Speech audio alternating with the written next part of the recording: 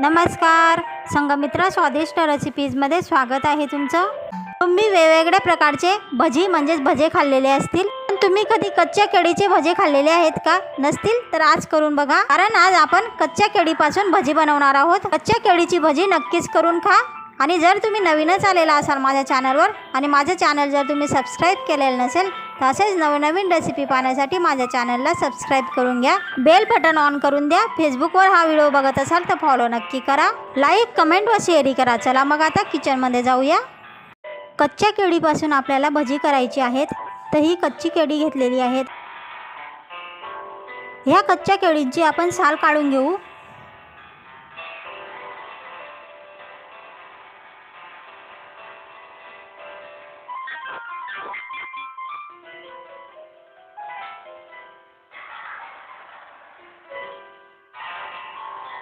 कच्च्या केळीची संपूर्ण साल काढल्यानंतर आपल्याला हे केळं काळं पडू नये म्हणून पाण्यामध्ये थोडं मीठ घालून त्या पाण्यामध्ये ह्या केळीला टाकायची आहे, त्यामुळे ही केळी काळी पडणार नाही।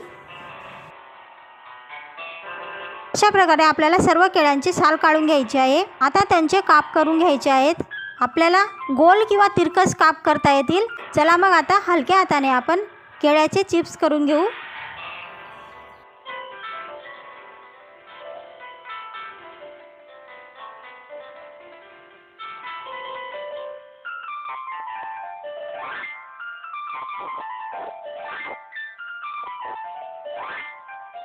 हे केळ्याचे केलेले चिप्स हे आपल्याला पाण्यामध्येच घालून ठेवायचे आहेत, नाहीतर ते काळी पडू शकतात।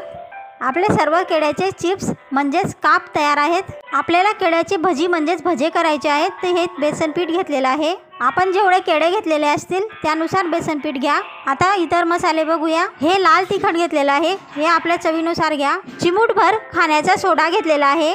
2 टेबलस्पून धने पावडर घेतलेली आहे। चवीनुसार मीठ घ्या। जिरे 2 टेबलस्पून घेतलेले आहेत व 3 टेबलस्पून आपण तीळ घेतलेले आहे। चला मग आपण आता हे सर्व मसाले पिठामध्ये मिक्स करून घेऊ। अगोदर मीठ टाकून घेतलेलं आहे, धना पावडर टाकून घेतलेली आहे, लाल तिखट व सोडा टाकून घेतलेला आहे, तीळ टाकून घेतलेली आहे, जिरे टाकून घेतलेले आहे। आता आपण थोडं थोडं पाणी टाकून पीठ भिजवून घेऊया। जसं आपण बटाटे वगैरेचं भजे करतो त्या पद्धतीने आपल्याला पीठ भिजवून घ्यायचं आहे।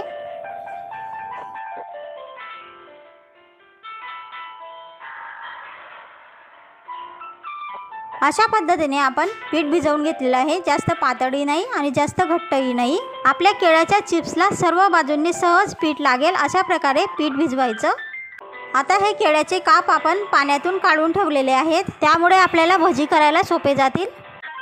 आता आपण भिजवलेल्या पिठामध्ये एक एक काप टाकून पूर्ण पिठामध्ये केळीचं काप भिजवून घ्यायचं आणि मग नंतर पीठ तेलामध्ये सोडायचं। अशा पद्धतीने सर्व काप आपण पिठामध्ये बुडवून भिजवून मग नंतर तेलामध्ये सोडणार आहोत। आता अशा पद्धतीने सर्व भजी आपण टाकून घेऊ व केळीची भजी तळून घेऊ। तेलामध्ये केळीची भजी म्हणजे केळी ही सहज शिजते, त्यामुळे जास्त शिजवण्याची गरज नाही पडत, म्हणजे जास्त तळण्याची गरज नाही पडत। त्यामुळे जसे आपण बटाट्याचे भजे तळतो त्या पद्धतीनेच या भज्यांनाही तळून घ्यायचे आहेत।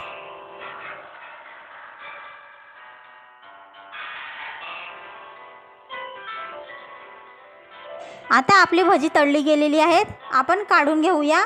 बघा किती मस्त भजी तयार झालेली आहेत। आता आपण अशाच पद्धतीने